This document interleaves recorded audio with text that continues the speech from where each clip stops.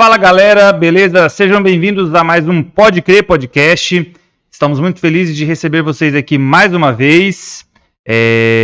Não sei se você está nos ouvindo de manhã, de tarde ou de noite, mas Papai do Céu te abençoe, que você tenha um dia ou uma noite maravilhosa, beleza? Antes de começar, vou fazer aqui um breve avisozinho, antes de mostrar para vocês quem é o nosso ilustre convidado de hoje. Então, lembrando para vocês, estou aqui tipicamente caracterizado. Dia 3 de julho, nós temos a nossa Noite Caipira. Vai ser top. Lançamento oficial hoje. Então, cara, não deixe de ir. Vai ser muito top. E lembrando que neste domingo, a partir das 14 horas, nós temos o nosso Torta na Cara, Geração Radical, com o estudo do livro de Atos. Então, cara, hoje é quinta-feira. Então, o podcast está sendo lançado hoje, mas tem tempo. Estuda domingo, você de 12 a 16 anos, faça a sua inscrição porque vai ser muito top. Torta na Cara vai ser bacana, beleza?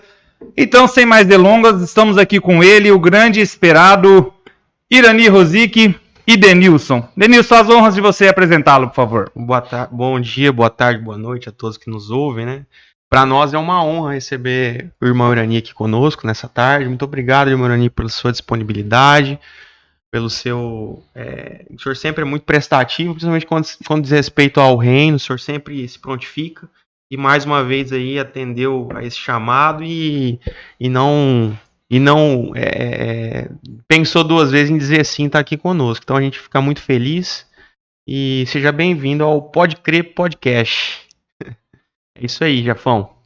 É isso aí. Bom, como falamos, estamos muito felizes e vamos lá. Nós colocamos, vamos dar aqui a prioridade às perguntas já de cara, porque tem uma perguntinha que, assim, eu acho que vamos começar logo já estourando. Foi uma pergunta que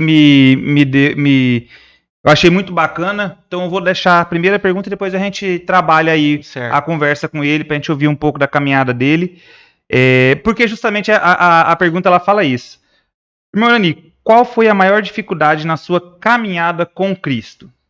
Pode falar um pouco de como foi e qual foi a sua maior dificuldade na sua caminhada? Vamos cumprimentar a todos os participantes. Jesus nos avisou que no mundo nós teríamos aflições. E a minha grande dificuldade foi assumir o reino. Eu queria ser um cristão de banco, como todos preferem, né? Ir no final de semana, assinar o ponto e parar por aí, né? Mas o Senhor não permitiu. Ele exigiu que a gente assumisse uma posição mais de vanguarda, uma posição mais de realidade espiritual no reino e não ficasse nesse mero comodismo, né? Então, isso realmente foi um grande desafio, porque eu não queria abrir mão daquilo que eu pensava que era o meu direito, a minha liberdade, a minha maneira de ser, até que eu entendi que no reino de Deus não há espaço para essas coisas, né? O Senhor é soberano, Ele tem a última palavra, como diz lá em Evangelho de João 15:16. Fui eu que vos escolhi, vos nomeei, né? Então, entendendo, a dificuldade sanou-se. E isso aconteceu quando o senhor ainda morava lá em Goiânia ou foi aqui em Rondônia, irmão? Não, foi aqui em Rondônia. Foi nos 10 primeiros anos que eu fiquei aqui. Eu chego em Rondônia 3 de janeiro de 1978 e a igreja só inicia em 7 de setembro de 88, exatamente 10 anos após. Nesses 10 anos eu fiquei recalcitrando, lutando para não obedecer aquilo que o Senhor estava determinando, se envolver no reino de Deus, de fato. Eu queria ser um participante, né? E o Senhor não aceitou isso. E eu fiquei 10 anos lutando, né? Nesses 10 anos não houve progresso. Um aluno da FAAR fez um TCC baseado em biografias minha e de outras pessoas. E esse aluno perguntou, o que você fez nesses 10 anos? Eu disse, não fiz nada. Fiquei lutando com Deus. Tentando correr. A responsabilidade do chamado, né? E tem como correr? Impossível. O Senhor é soberano e o primeiro princípio do reino de Deus é entendermos exatamente isso. O Senhor disse, está dito e acabou. Ele não abre mão, ele não muda, nós é que temos que ceder. Porque nós é que somos servos, ele é Senhor. E assim, né, esses 10 anos, o senhor falou que foi de 78 a 88. Acredito que Ariquemes era uma cidade em expansão, não tinha praticamente nada aqui, né? Não. O cenário naquela época, em relação à sociedade, né? Como que era nesse momento aqui, até mesmo a configuração das igrejas, existia irmãos aqui que se reuniam, tinha algo nesse sentido? A cidade de Ariquemes nessa época estava se formando, né? Estava começando a acontecer as coisas. Em termos espirituais, as igrejas que nós chamamos de religiosas, aquelas que cumprem a rotina, já existia, funcionava tudo normalmente, né? Não tinha assim aquele comprometimento. É aquela história de ir no final da semana, assinar o ponto e para por aí, né? E eu mantinha também a minha rotina religiosa, tinha uma oração em casa toda quarta-feira, né? A gente tinha aquele rito religioso, mas a gente não queria comprometimento. Em que momento que isso mudou, Morani? Qual que foi assim a... Porque o senhor ficou 10 anos ali resistindo, mas em que momento que o senhor despertou de fato para esse chamado e assumiu? Houve um episódio marcante, mas o senhor foi trabalhando assim, como se fosse fechando o cerco, né? De um lado, de outro, de um lado, de outro, mas o episódio decisivo foi quando eu li o Evangelho de João, capítulo 21, que o Senhor Jesus diz para Pedro: Pedro, se você me ama, cuide das minhas ovelhas. Então eu entendi que amar a Jesus é se envolver com pessoas. Que a minha grande justificativa era o seguinte: pessoas dá problema, pessoas traz confusão, então eu quero distância de pessoas. E pelo visto não deu muito certo, né? Porque tem que. Não existe isso, Não né? tem como. Se o Senhor morreu pelas pessoas, ele nos chama para nos envolver com pessoas. Né? O ID, né? E principalmente pessoas problemáticas, né? Que é o que a gente quer correr. Né? O senhor fala aí sobre a questão ali de quando foi a queda do cavalo, como foi Paulo, né? Então, assim, quando o senhor teve aquele despertar. Em relação à família, sempre foi muito claro essa questão de vocês constituírem ali quando o senhor vê que necessitava criar um ambiente no qual hoje se tornou uma igreja, mas foi bem aceito pela esposa, filhos acho que eram bem pequenos, mas assim, não é isso, ou foi assim, não, tem que fazer e já meteu o pé e falou, vamos fazer, vamos para cima. Não, foi um processo gradativo. Como eu acabei de dizer, nós tínhamos uma oração na quarta-feira. As pessoas iam à quarta-feira à noite para a oração e lá se decidiam por Cristo. Uhum. E a gente dizia o seguinte: procura uma igreja e vai para essa igreja. Só que muitos não fizeram isso, eles ficaram. Até que a quantidade de pessoas começou a não caber mais em casa para oração. Aí nós rumamos uma casinha ali no setor 3 para a gente reunir lá. Né? Uhum. Então não era a igreja, era uma reunião particular que a gente tinha, né? Mas o senhor foi mandando pessoas, até que chegou um ponto que não teve mais como resistir, e a gente teve então que render-se e começar um trabalho público, né, geral. Ah, sim. Uma vez a gente gravou com o senhor comentou sobre pessoas, acredito que foi a Lloyd que comentou que pessoas que, quando o senhor começou a montar ali, acredito que foi quando surgiu o abrigo e tal, que vocês ouviram a necessidade de criar um local, algumas pessoas chamavam o senhor de herege e tal. Essa questão, ela foi bem vista, ela foi mal vista as pessoas que começaram, a gente sabe, as pessoas que estavam ali desde o começo. Foi algo que influenciou muito em relação a isso, ou que talvez, não sei, muita gente ainda tem esse preconceito até hoje, ou não, simplesmente alguém falou e foi totalmente aleatório mesmo e por ali ficou? Nós começamos o trabalho como igreja e como assistência social, porque a gente acha que essas duas coisas têm que andar para e passo. Uhum. E isso não é muito bem visto pela comunidade religiosa e por isso que eles têm uma certa resistência, né? E eu creio que continua até hoje do mesmo jeito, né? Porque é aquilo que Jesus disse: quem não está comigo está contra mim. O sistema religioso pensa igualzinho, né? Quem não está no sistema religioso está contra o sistema religioso.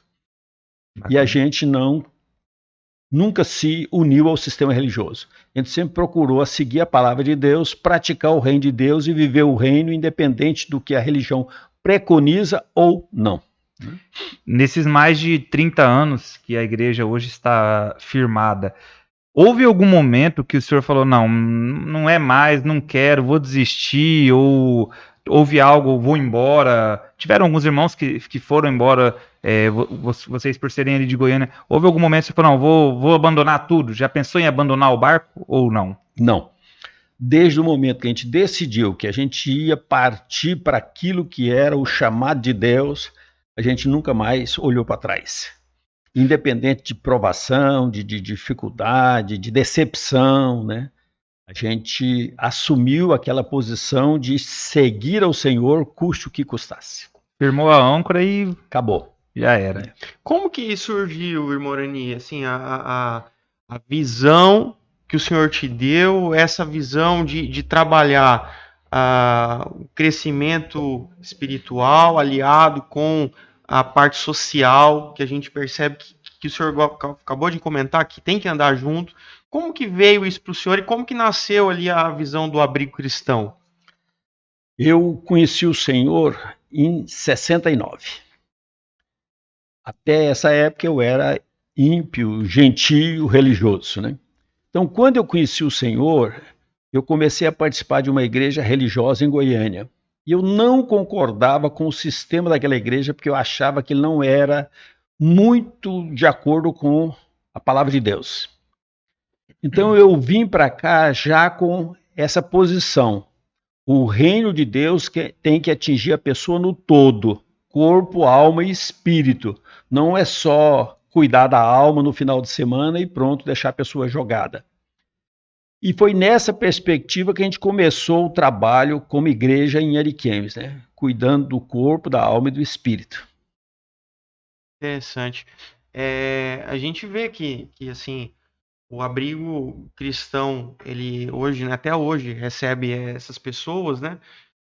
Mas que existe uma preocupação não só ali no alimento que é oferecido muitas vezes, mas com a parte espiritual, né?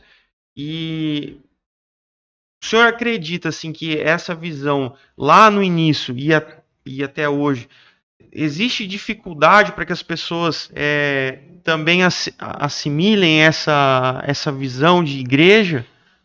O senhor percebe que existe alguma resistência em relação a isso? Normalmente os meus sobrinhos, falando sobre o assunto, eles me zombam e dizem o seguinte: o reino de Deus tem que ser por revelação. Diz que eu falo isso sempre, né?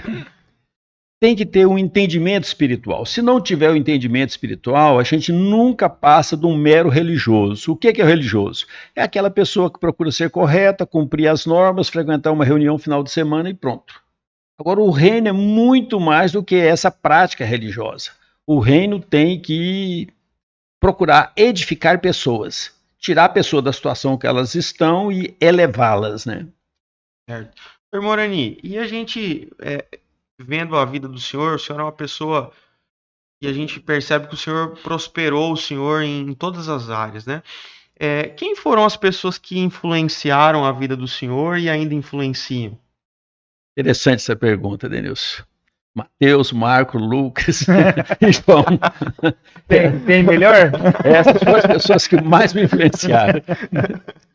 Eu comecei a ler a Bíblia quando eu ainda estava em Goiânia e eu comecei a comparar os evangelhos com a minha prática religiosa lá na igreja que eu fazia parte. E via que as coisas não eram realmente daquele modo, né? E aquilo começou a me inquietar. E eu comecei a dizer o seguinte: se eu algum dia for fazer parte de igreja, eu quero uma igreja de acordo com os evangelhos, né? Apesar que o sistema religioso não preconiza isso, né? Juan Carlos Ortiz, no seu livro Discípulo, diz que existe um quinto evangelho na mente dos evangélicos, que é o evangelho segundo os santos evangélicos, que eles fazem do modo deles, independente do que está na palavra de Deus, né? Então, o senhor, assim, a sua inspiração é a própria palavra de Deus. Palavra de Deus. O senhor nunca se pautou pelo... Não, por pessoa nenhuma. Apesar que há muitos irmãos que vivem o reino, que têm entendimento do reino.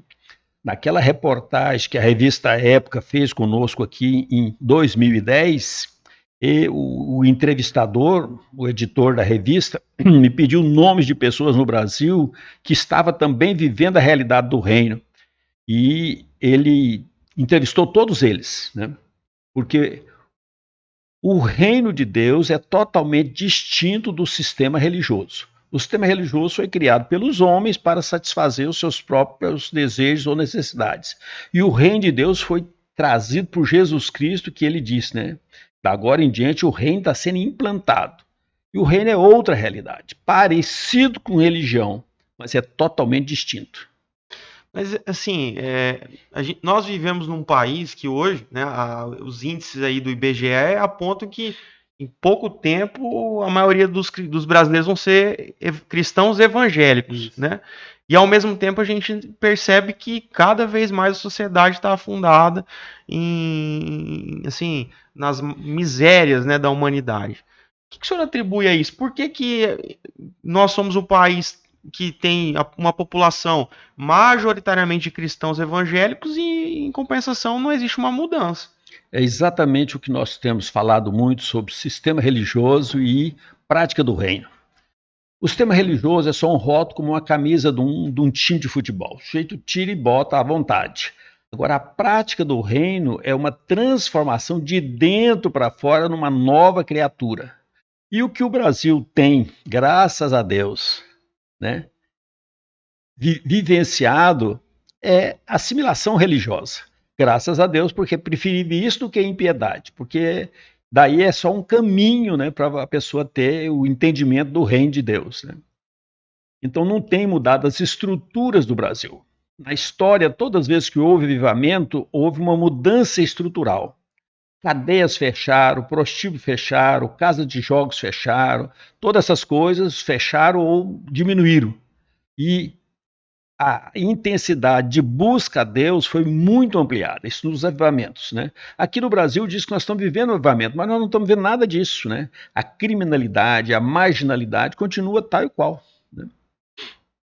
Tá certo. Maurani, uma questão, esse dia a gente estava debatendo umas questões e a gente trabalha muito com os adolescentes, com os jovens, a questão da intimidade com Deus, de como a gente pode crescer em maturidade espiritual através da intimidade com Deus, né? E aí nesse dia surgiu uma questão, como que é a intimidade do Irani com Deus? Como que funciona? O senhor é um homem, um empresário, líder e tudo mais, com dezenas de obrigações que às vezes você vê em locais que a gente fala, cara, como é que consegue conciliar tudo?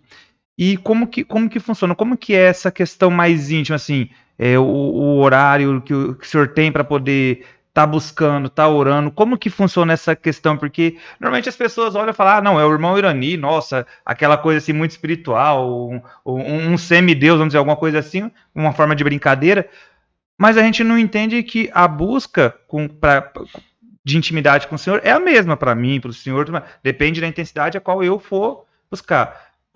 Como que é a intimidade do Senhor ali com Deus, a sua busca com Ele?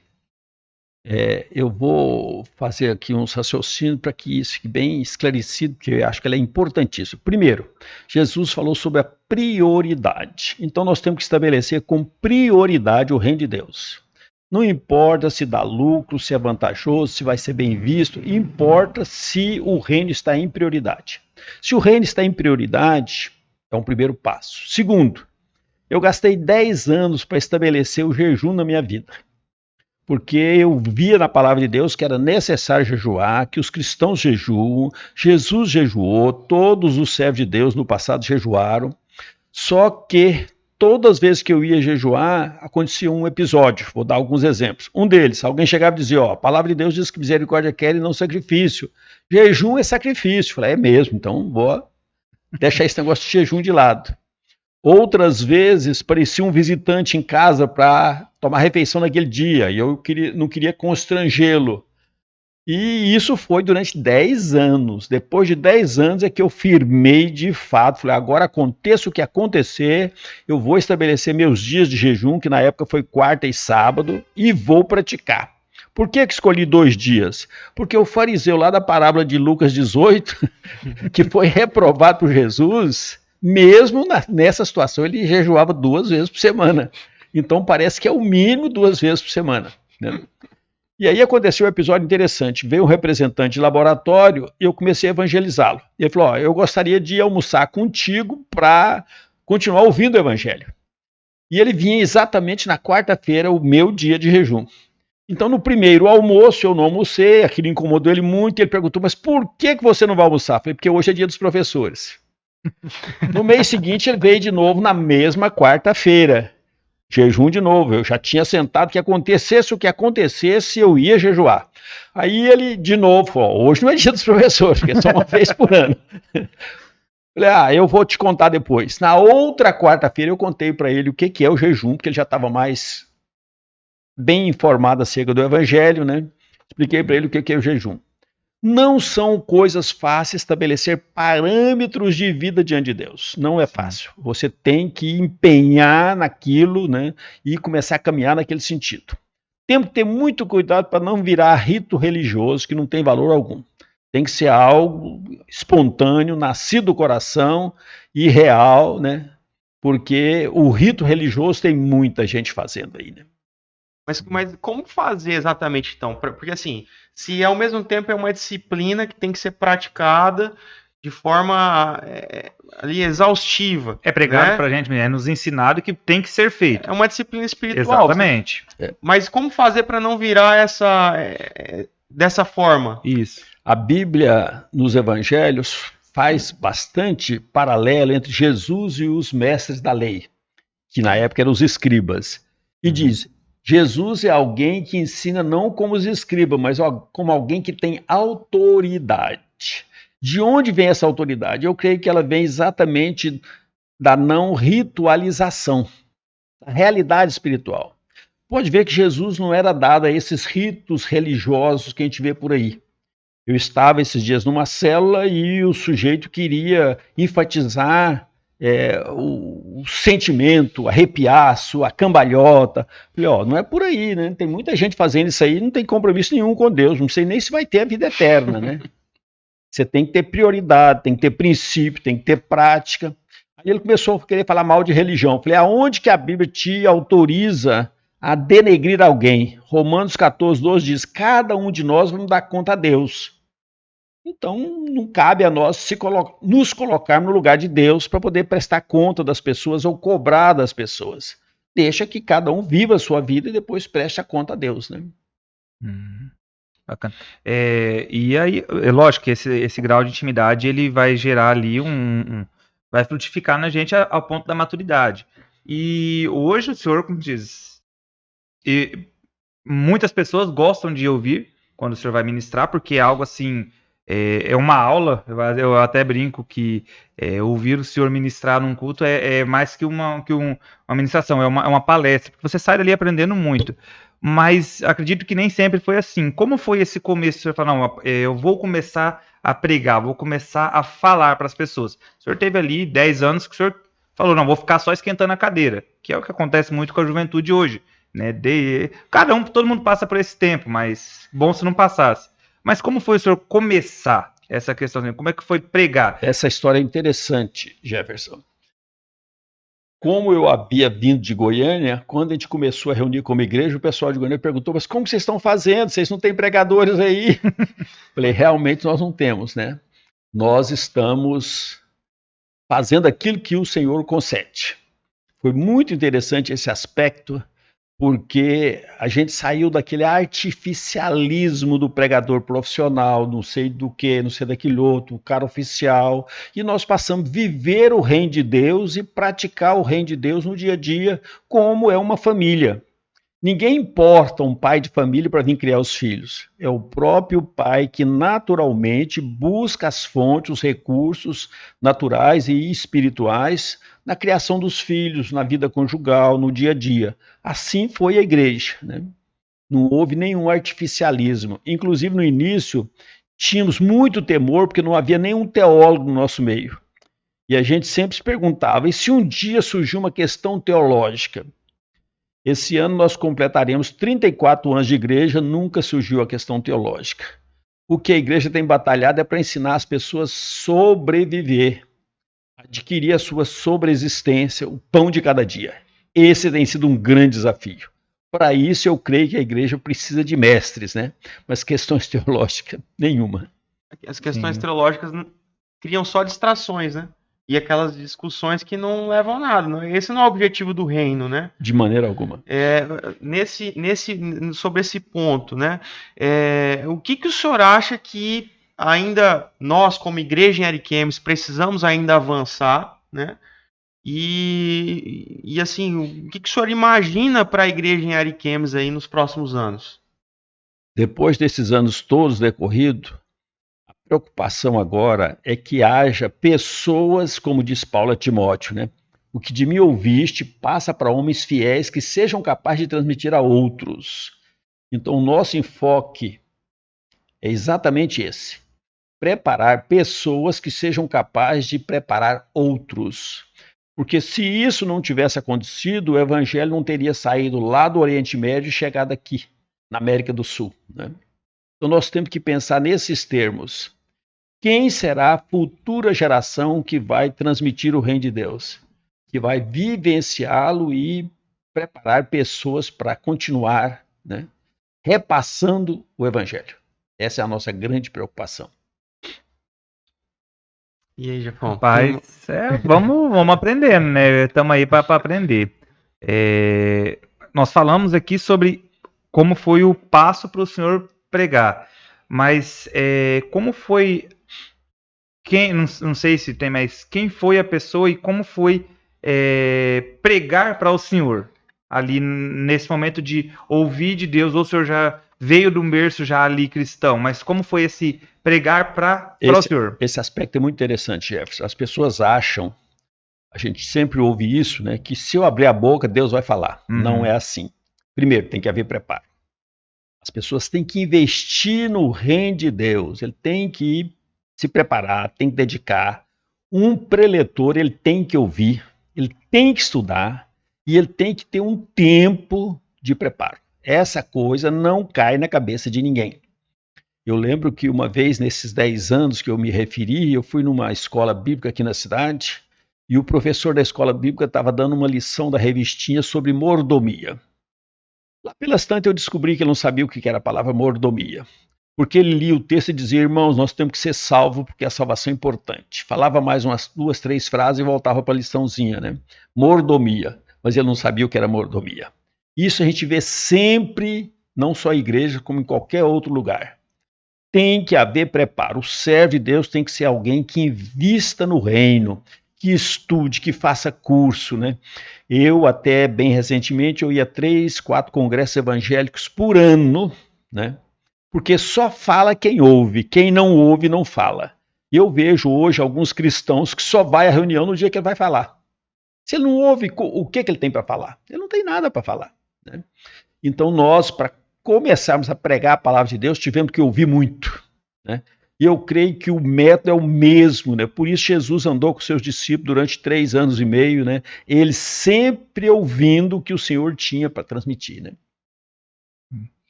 E hoje, quem são as pessoas que o senhor gosta de ouvir? Eu sempre gostei de ouvir aqueles irmãos que têm um certo entendimento do reino de Deus. Vou dar exemplo que eu citei para a revista Época, na época, né? A revista Época na época, ao cacófato, né? Foi Ed Renekiewicz, da Água Branca, lá em São Paulo, um professor do Mackenzie, que também fundou um trabalho em Campinas, né? E bem focado no reino de Deus. Bill Hybels, que fala muito sobre o reino de Deus, né? Aquele outro lá do Vale de Saddleback, da Califórnia, esquecendo o nome dele agora, ele também tem um bom entendimento do reino de Deus. E são inúmeros irmãos, né, que têm entendimento do reino e proclamam o reino. Atualmente está surgindo aí o filho do assembleiano, aquele do Jesus Cup. O Douglas Gonçalves tem uma boa visão do reino de Deus. Tem muita gente que tem visão. A questão é só a gente atentar para ouvir, né? Um grande número de pessoas não querem ouvir, eles querem falar, né? E às vezes fica falando abobrinha, né? Acaba falando demais e não levando a lugar nenhum. Não tem conteúdo nenhum, né? Irmão Orani, e nesse tempo de caminhada do senhor, que o senhor tem, né? Qual foi a maior experiência que o senhor já teve com Deus? Eu tive, Denilson, algumas experiências importantíssimas com Deus. Vou começar por esta que nós falamos agora há pouco, da provisão. Isso é um negócio tremendo. Eu vejo pessoas lutando, correndo dia e noite, não tem tempo para nada. E eu sempre digo para essas pessoas: você tem que afinar mais a sua vida com Deus, porque quem aproxima de Deus não enfrenta esse tipo de coisa. Deus se encarrega de supri-lo, né? E vou compartilhar algumas experiências que eu acho que são válidas. Um dia, a assistente disse o seguinte: nós temos uma duplicata de 4.000 para pagar e eu olhei o saldo bancário, não é suficiente. Aí eu brinquei com ela, falei: ó, deixa o problema de amanhã para amanhã, basta o mal de hoje. E ela não gostou da resposta. E daí um pouco chegou um senhorzinho e disse o seguinte: eu quero falar com o médico porque eu acidentei aqui na BR, fiquei internado aqui uma semana, eu e a esposa, e fugimos de madrugada porque não tínhamos recursos para pagar. Mas passando na BR, eu lembrei dessa dívida e eu tô com 4.000 aqui, eu quero deixar com vocês. Nossa. Entrou os 4.000 da duplicata. Vou contar uma outra que isso é importantíssimo, porque as pessoas não confiam que Deus é capaz de suprir. Um dia também havia uma dificuldade dessa natureza e eu botei os pés em cima da escrivania e fiquei pensando: eu peço um empréstimo bancário, coisa que eu nunca fiz na vida, o que que eu faço? Enquanto eu estava meditando, alguém bateu na porta. Era o marido de uma irmã que tinha pego um dinheiro para fazer uma pós-graduação, e a irmã parou a pós-graduação no meio e resolveu quitar a dívida. Ele estava com um saco de dinheiro na mão e disse o seguinte: você se importa de receber o dinheiro? Eu falei: não, não importa, pode pagar. Nem um pouco. Então, essa tem sido uma das grandes experiências. O Senhor tem suprido sempre. Durante esses 30 e tantos anos de igreja, e mais os 10 que eu estou em Ariquemes sem fazer parte de igreja, o Senhor nunca deixou faltar nada, né? Nunca houve abundância, mas também nunca houve escassez. O Senhor sempre supriu o suficiente. Essa experiência é marcante, né? A gente vê claramente Deus atuando. E que na vida de tantas pessoas não perceba acontecer isso, né? Então eu creio que essa é uma marca, né, que Deus tem para cada um dos seus filhos, né? O senhor citando aí o Espírito Santo, ele cuidar, tivemos uma pergunta que eu achei muito bacana. A pessoa faz a pergunta dessa forma: quando e como eu sei diferenciar a resposta do Espírito Santo ou da razão? Como e quando ele consegue distinguir? Que normalmente a pessoa fica, né, com aquele, né, eu tô com um pensamento na cabeça, mas não sei. Como que o senhor responderia a ele com essa pergunta? Eu diria o seguinte: se você é morada e habitação do Espírito Santo, confia que o Espírito Santo vai te dirigir. E não fica preocupado se é a sua razão, se é seu entendimento, né? O Espírito Santo dirige inequivocamente. Ele fala, ele orienta, ele usa circunstâncias, ele usa pessoas.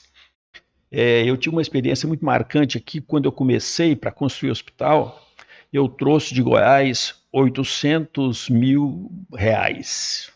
Não era esse dinheiro da época, né? Sim. Era outro dinheiro, mas era 800, o número era 800. E eu comecei a construir o hospital e quando o hospital estava no meio, o dinheiro acabou. Um senhor aqui da cidade, que não éramos amigos, que não éramos da mesma fé, ele era até maçom, não tinha relacionamento nenhum, me viu em Porto Velho e falou: vamos ali comigo. Me levou na agência do Banco do Brasil, me apresentou para o gerente, que eu nunca esqueci o nome, era seu Célio, e disse o seguinte: o que esse rapaz precisar aqui, eu assino por baixo. Quando o dinheiro acabou da construção do hospital, eu lembrei desse episódio. Mas não levei a sério, só tinha Banco do Brasil na época, lá em Porto Velho, que não tinha agência bancária. Eu fui lá e propus um financiamento. Tinha que dar um bem imóvel de garantia. Aí eu fui em Goiás, trouxe uma escritura lá dos meus familiares. Eles falaram: não, em Goiás você tem que fazer o financiamento lá, não dá. Não. Mas aí o próprio atendente disse: você não é o moço que foi apresentado aqui, que o rapaz assinava o que você fizesse? Falei: sou eu. Falei: então pega uma promissória aqui, ele assina e acabou. E assim foi feito. A promissória foi de R$ 1.500.000. E ele assinou, né? E eu gastei 1 ano e meio para quitar essa promissória. Terminei o hospital, terminei tudo. Eu tenho como um grande milagre. Alguns anos atrás fizeram uma homenagem aqui na cidade para homenagear os pioneiros que o governador Teixeira chamava de piotários, né? E ele foi um dos homenageados. Então eu fiz uma carta muito bem feita, muito bonita, ele já era falecido, e a minha filha levou e leu a carta lá no momento, né? E a família toda caiu em pranto, porque ninguém sabia desse fato. O sujeito chamava-se Aldemar Raposo, né? Era um fazendeiro aqui da região e que tinha muito crédito no Banco do Brasil. E aí o senhor falando, mais do que descrito a graça, né? Exatamente. É totalmente a graça. Deus usa a pessoa, usa circunstância, usa fatos, né? Ele usa o que ele quer usar, né? Porque ele é Senhor, né? Que impressionante. Eu estava ouvindo aqui o senhor falar, e aí tem algumas histórias que a gente sabe, né? Sobre a vida do senhor, e uma delas que eu me lembro, que o senhor contou uma vez, foi sobre a sua experiência enquanto policial federal. Queria que o senhor compartilhasse um pouco, porque é uma história muito legal, acho que pouca gente sabe. Já que entrou na questão mais íntima, né? Dessa história.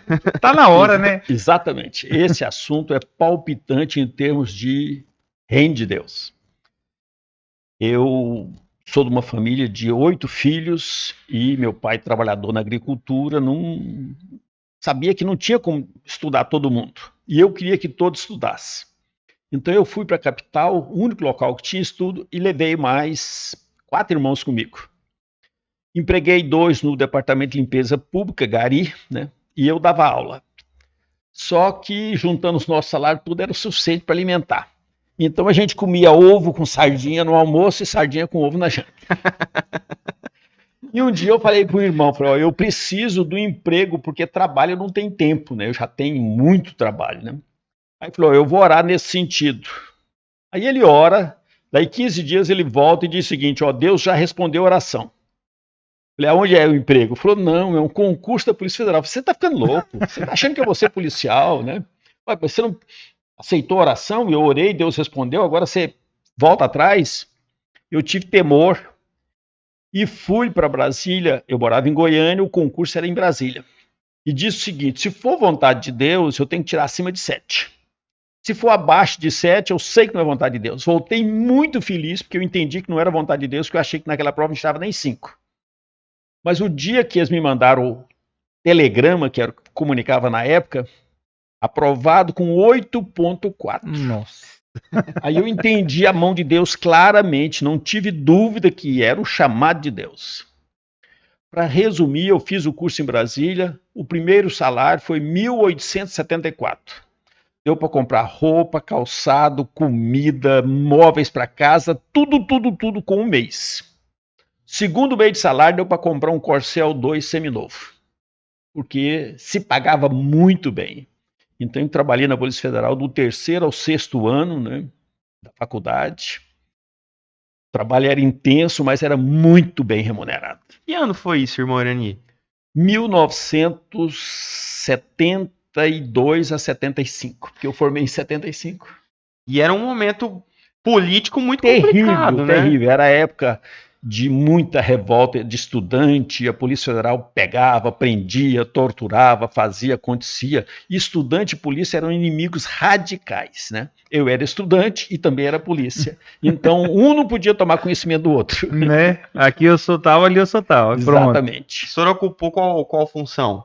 Eu era agente de Polícia Federal. Então, trabalhei no aeroporto, né? Trabalhei dentro, no administrativo, fiz algumas missões, fiz algumas segurança de dignatários, né?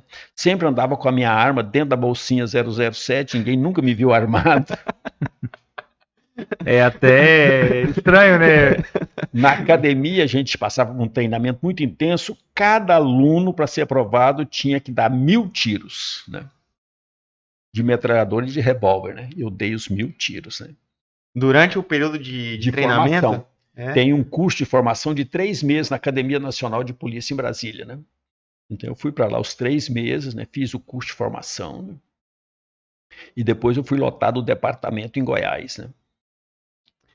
Vou pegar o gancho de outra pergunta que mandaram, e eu acho que vai ser a mais polêmica, já que a gente já está aí no meado do negócio, é uma pergunta bem polêmica, que você falou que a época que viveu era uma época política bem complicada. E eu acho que é um dos assuntos que mais hoje é complicado. E fizeram uma pergunta. Irmão Irani, o que o senhor acha sobre cristãos se meter em política? Eu acho que o cristão pode se meter naquilo que Deus determina. Moisés foi um grande político, Daniel foram grandes políticos. Paulo foi um grande homem de Deus e nunca se meteu em política. Então não é nós que traçamos o nosso destino, o nosso passo, fazemos a nossa agenda. É o Senhor quem faz. Se o Senhor te fez, eu tenho uma experiência interessante aqui em Ariquemes. Um pregador me procurou para pedir apoio, que ele queria ser candidato a prefeito. Eu disse para ele, você é um servo de Deus, Deus está te chamando para isso. Ah, tá sim, não sei o quê, não sei o quê. Eu falei, então eu te lanço um desafio. Se você for eleito, Deus está te chamando. Se você não for eleito, ele respondeu, eu vou embora no outro dia. E de fato ele foi embora no outro dia. Pelo menos ele cumpriu. Cumpriu. Ele percebeu que era só coisa da cabeça dele, né? Desejo de status, né? O que a gente vê muito é pessoas buscando status, né? O mal não está na política, o mal não está em nada exterior, o mal está dentro de cada um. A vaidade, o orgulho, a soberba, a prepotência, a arrogância, o querer sobrepujar sobre os outros, né? E aí, pegando um pouco o gancho dessa questão de política, que é um tema muito complicado, mas a gente percebe que o Brasil, ele tá nessas discussões muito parecidas com a Guerra Fria. Esquerda, direita, e volta lá para a época que o senhor era policial federal, né? O que se atribui a isso? Por que nós vivemos um momento político dessa natureza hoje? Eu vejo como falta de fé, falta de compromisso com Deus. A palavra de Deus diz que Deus é quem levanta e quem abate. Deus é quem institui. O presidente atual, ninguém imaginava nunca que um dia ele seria presidente. Mas logo que começou a soprar os ventos, todos perceberam que Deus estava na coisa. A prova disso é que todo mundo que usou o nome dele foi eleito. Então é Deus que faz. Nós não temos que preocupar se é fulano, beltrano ou ciclano. Nós temos que colocar nas mãos de Deus. Se Deus fizer, será bem feito. Se Deus não fizer, pronto. Mas as pessoas fazem de acordo com as suas vontades, com o seu discernimento, aquilo que eu acho, aquilo que eu penso, aquilo que eu quero, né? Eu não vejo assim, eu vejo que o Senhor é soberano. Ele é que estabelece. Tudo bem, mas intimamente, as decisões que o senhor toma, né? Como que o senhor tem esse discernimento para saber se é a vontade de Deus ou não? Além de buscar a palavra, mas como, por exemplo, o senhor está numa situação que precisa tomar uma decisão, vai para um lado, vai para o outro, o que o senhor faz? A decisão, Denilson, ela deve ser decorrência de princípios. Se o princípio é o reino de Deus como prioridade. Segundo princípio, que Deus seja exaltado, seja glorificado. Terceiro, que seja edificante para o reino de Deus. Então, esses princípios vai nortear a decisão. O que acontece com as pessoas? Elas tomam decisões fundamentadas nos princípios pessoais. O que me agrada, o que me honra, o que traz benefício para mim. E os princípios não são esses. Então, a gente vê muito no meio religioso as pessoas tomando decisões por sentimento. Eu senti. Não é por sentimento, é por princípio. A Bíblia não traz a palavra sentimento, né? A Bíblia traz princípios. Nós temos que viver por princípios. Por isso que o tal do arrepiado, virar cambalhota, mas não sei o quê, mas não sei o quê, não leva a nada, né? Isso é uma mera religiosidade, né? Um ritual religioso que nós vemos nas seitas heréticas, nas macumbarias, nessas coisas todas, né? Por quê? Porque as pessoas abrem mão dos princípios, né? Nós temos que viver por princípio. Muito bom. Porque assim, né, a gente percebe que até hoje a juventude, ela carece um pouco desses princípios e carece de referenciais, né? Os próprios jovens não têm uma identidade, né? Não sabem para onde vão, para onde, né, o que fazer. E como que esses jovens que buscam ter esses referenciais e ter esses princípios, o que eles têm que fazer? Eu creio que principalmente duas coisas. Primeiro, aprofundar um pouco mais na palavra de Deus. Segundo, estabelecer fontes de referência. Pode ser nacionais, internacionais, que à medida que ele começa a estabelecer fonte de referência, ele começa a captar os princípios. Qual que é o princípio que está sendo observado aqui? Um sujeito que eu admiro muito, que é o Bill Hybels, né, da igreja lá de Chicago. O que ele faz? Ele faz uma conferência e chama as pessoas que são top nas suas áreas, as pessoas que se destacaram naquele setor, independente que se a pessoa tenha fé cristã ou não. Isso até é um pouco questionado, mas ele faz isso. Há pouco tempo ele entrevistou a Melinda Gates, esposa do Bill Gates, um dos casais que mais destacaram na nossa época.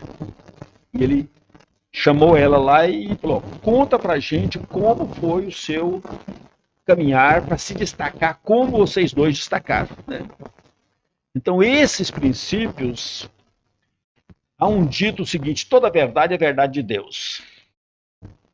Então, se toda verdade é verdade de Deus, as pessoas que tiveram sucesso, que desenvolveram bem, porque adotaram princípios divinos, mesmo que elas não tivessem relacionamento com Deus. É interessante isso. E esses princípios devem ser observados. O jovem que pautar a sua vida pela palavra de Deus e estabelecer referenciais, né, ele vai ter esses fatos à sua disposição. São verdades que são eternas, né? São eternas.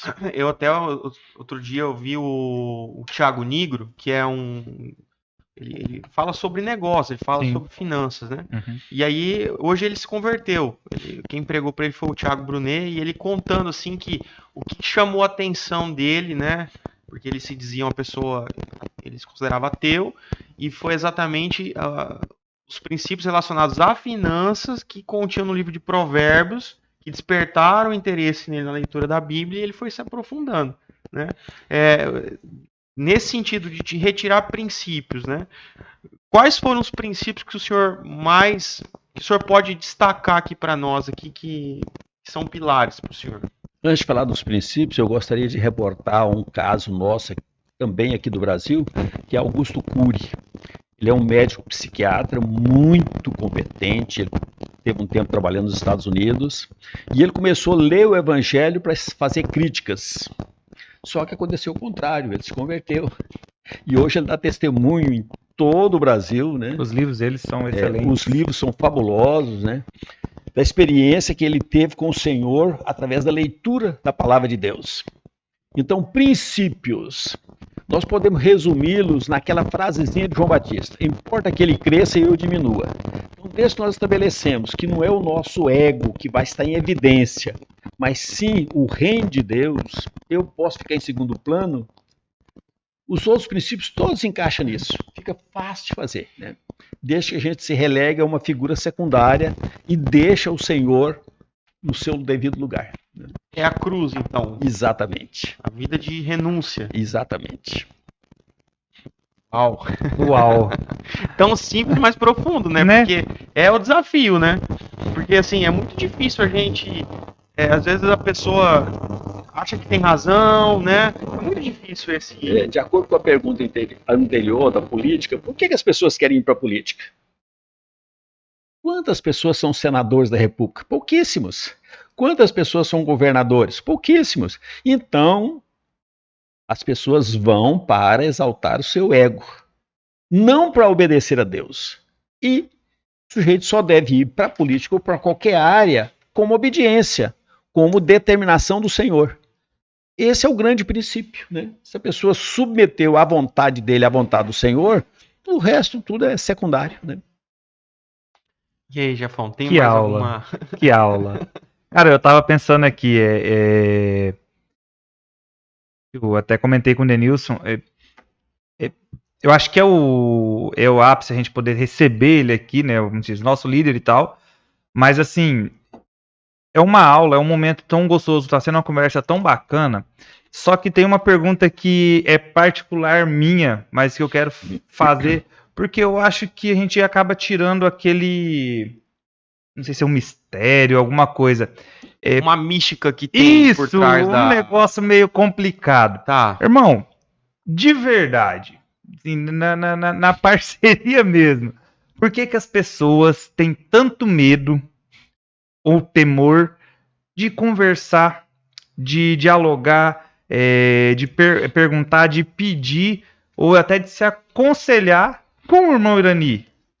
Eu tenho um exemplo que eu posso compartilhar que exemplifica isso. Apareceu uma pessoa na igreja e todas as vezes que ela me via, ela baixava a cabeça. Eu achava aquilo estranho, nós nunca tínhamos conversado, tínhamos amizade, tínhamos relacionamento, mas ela baixava a cabeça. Aí com o tempo, comecei a observar o que acontecia. Ela afastou do marido, ela roubou uma esposa. Então, os semelhantes se atraem, os diferentes se repelem. A minha experiência é essa. É quase diferente do imã, né? Ali. Exatamente, né? Porque, cara, eu tava conversando com o Denilson. Um papo. A gente tá aqui num papo tão gostoso e eu mesmo, quando preciso conversar qualquer situação com o Morani, eu chego e mando e falo, ó, assim, é sim ou não. E a gente vê essa questão, uma dificuldade. Cara, a gente aprende tanto. Uma pessoa sábia, uma pessoa que tem tanto a poder ensinar, a poder falar. E as pessoas têm medo, tem assim. Não é medo, mas sei lá, tem um temor de querer chegar e conversar. Então, não tenha medo, ele tá aqui, conversa com ele. Chega lá e fala, não, queria saber sobre tal coisa. Ele vai falar, então, ele é gente como a gente também. E às vezes até um pouquinho mais fraco, né? A idade chega também, né, meu irmão? Eu gosto muito desse aspecto do reino de Deus.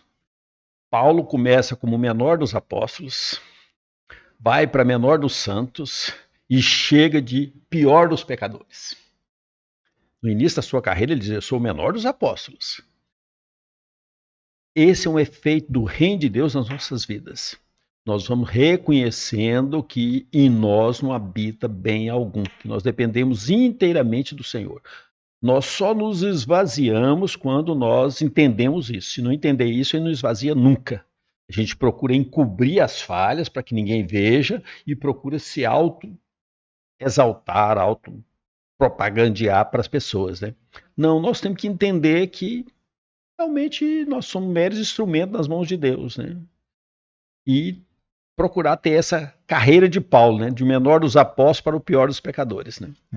Um exemplo disso é a famosa igreja do Irani, né? Que nunca tem nome, mas só cita o Irani. E é uma coisa que nunca. Não vai, né? Porque o senhor acaba. Não é que o senhor não assiste, o senhor não briga, mas também não é algo que o senhor reclama e acaba não propagando para frente. Eu entendo que isso é uma falta de entendimento, né? Porque as pessoas que entendem sabem que igreja só tem um dono, que é o Senhor Jesus. Não existe outro, né? E que igreja não é movimento nem político e nem religioso. Igreja é o corpo de Cristo na face da terra. Se alguém faz essa referência, primeiro, ele é um religioso. Segundo, ele não tem entendimento nenhum. Terceiro, ele não está interessado em entender também. Como um dia um líder religioso me procurou aqui na cidade e disse o seguinte: me instrui um pouco sobre célula, porque eu quero estabelecer célula lá na minha igreja. Aí eu disse: ó, não entendo nada de célula, eu entendo do reino de Deus. Ele falou: então me fala do reino. Eu falei: ó, no reino não tem espaço para ego, para grandeza, para... Ah, é? Então, até logo, obrigado. Não quero mais. Porque ele queria célula para poder multiplicar a sua glória, né? Crescer, né? Quando ele entendeu que no reino de Deus não tem espaço para a glória humana, ele já desinteressou. Vai fora. Irmão Irani, quero fazer uma pergunta para o senhor. Assim, qual que é a diferença do pai Irani pro avô Irani? Eita. Eu falo isso sempre. Eu era moço na igreja e surgiu um folhetinho: filho de pastor ou filho do demônio? Aquilo me impactou muito, que eu tinha medo de casar, ter filhos e ser líder na igreja e ter filhos demônios. Até que eu entendi que isso não acontece se houver coerência. Nós não podemos ser duas pessoas, uma no trabalho, outra na família e outra na reunião da igreja. Nós temos que ser o mesmo. Quando eu dava aula na FAAR, eu dizia para os alunos, de manhã eu estava no centro cirúrgico, agora eu estou aqui ministrando aula, daqui um pouco eu vou para uma reunião de oração da igreja. Onde eu estou servindo a Deus? Lógico que os religiosos manifestavam na reunião de oração, mas logo eles aprenderam, em qualquer lugar. Porque Deus está em tudo. Deus está no trabalho, Deus está na família, Deus está na fé, Deus está em tudo. Então, em todas as partes nós estamos servindo a Deus. À medida que nós temos essa compreensão, não vem o caso se é filho, pai ou avô. Tudo é igual, não muda nada. Né? Mas assim, tem algo que, como pai, né, o senhor tinha uma conduta ali com os seus filhos, e que hoje o senhor tem outra com os seus netos? Assim, sim. Isso até é muito conhecido, né? Avô é o que estraga neto, né? Porque a incumbência de educar é do pai. O avô é só de curtir, né? Então a gente não está ali para educar o neto, está ali para curtir o neto, né? Então é um relacionamento maravilhoso, espetacular, né? O Cláudio Duarte citou esses tempos atrás que vô é cavalo que fia mansa o neto montar. E realmente... Vou é para isso mesmo. Não tem a responsabilidade de educar, né? A educar é os pais, né? O avô só curte, né? Tá certo. Cara, tamo aí. Mais uma hora passou. Já foi. Cara, que top. Eu vou, com muita dor no coração, finalizar com uma pergunta de uma pessoa muito especial. Eu não vou citar nome porque eu não citei nome de ninguém. Mas é uma pessoa muito especial. Além, todos são especiais, lógico. Sim. Mas ela pergunta assim: o que o Irani de hoje diria ao Irani de 30 anos atrás? Eu vou fundamentar num escrito que eu fiz alguns anos atrás, e um irmão pegou e falou, mas se eu não te conhecesse, eu não diria que foi você que escreveu. Que absurdo. Lógico que a maturidade acontece, né? Há 30 anos atrás, a gente tinha muita força, muita vontade, muito desejo, mas pouca maturidade. E com o decorrer dos anos, a gente vai amadurecendo e vai reformulando os questionamentos, os posicionamentos, né? A maturidade é uma coisa muito boa. A única desvantagem que ela tem é que ela está muito próxima do túmulo, né? E ela termina perguntando, e o que o senhor diz ao Irani de daqui 10 anos? Se eu ainda viver 10 anos, vai ser muito bom, vai ser muito bom, né? Porque viver em imaturidade é maravilhoso. Não tem mais angústia, estresse, desejo de conquista. Você vive o momento, você vive a realidade do dia a dia, né? Show. Não tem aquela carrada de aspirações, né, da juventude. Mas não tem nenhum conselho assim? O conselho certo é estabelecer os princípios para o reino de Deus. Estabeleça, né? E viva aqueles princípios. Independente do que as pessoas estão falando, estão comentando, estão aprovando ou reprovando, né? Porque quem nos aprova ou reprova é o Senhor, né? É isso aí. Amém. E vou fechar, vou dar a oportunidade para o irmão estar fechando aí. Nós estamos aqui, a canequinha está aqui, Detox. A juventude hoje está se levantando e como diz, o podcast ele é feito para a igreja, para todas as pessoas, mas o intuito é a gente poder estar levando o amor de Cristo através do Detox, da Igreja Ariquemes. E eu queria que o senhor deixasse aí uma palavra, o senhor está falando sobre estabelecer princípios, acabou de comentar sobre viver talvez ou não 10 anos, nós queremos que sim, né, que viva aí mais uns 100 anos. Vai sim, tá bom demais. Tá forte. Ué. E então, assim, o que o senhor deixa? Porque é uma geração que está se levantando e é uma geração que vai estar aí dando sequência nesse legado bonito, de grande maturidade, que o senhor, mais a Lloyd, deixa pra gente. Então, assim, que o senhor deixa uma palavra de consolo, de amor, de carinho, de puxão de orelha, um pouquinho de cada coisa, para que as pessoas que estão nos ouvindo, nos assistindo, venham entender e se sentir ainda mais acalentado. Eu quero deixar assim uma palavra para a juventude. Primeira coisa, não tenha medo do amanhã. O amanhã com o Senhor sempre é melhor do que o ontem. Não tenha medo. Segundo, invista bastante. O tempo é o nosso amigo. Nós não podemos perder tempo. Invista seu tempo. Se preparem, né? O reino de Deus depende de muito preparo. Faça curso, estude, ouça pessoas, pesquise, né? Curta a vida. Tem um pensamento latino muito interessante que é... Deixa eu lembrar aqui. Ore, labore, carpe diem. Orar, trabalhar e usufruir e curtir. Então a vida é isso, né? Não perca tempo, não desvie da rota com coisas fúteis, passageiras, momentâneas, como balada e coisas mais, né? Mas planta a boa semente que virá a boa colheita. Amém. Amém.